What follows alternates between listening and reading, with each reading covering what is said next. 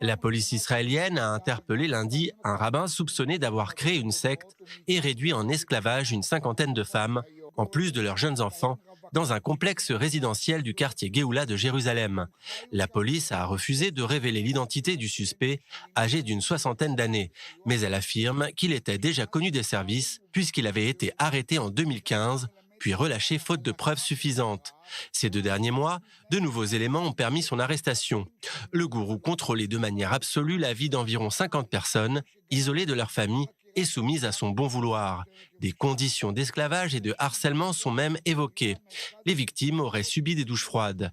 Le chef de secte les aurait affamées et battues. Sous couvert d'un séminaire religieux pour femmes et jeunes filles dans le centre de Jérusalem, c'est avec son érudition en Torah qu'il attrapait ses victimes. La police précise que l'homme est soupçonné de crimes divers envers les femmes et leurs enfants, dont certains seraient âgés de moins de 5 ans. Le suspect restera en détention préventive pour les 7 prochains jours. 8 femmes ont aussi été interpellées soupçonnées d'avoir coopéré avec cet homme.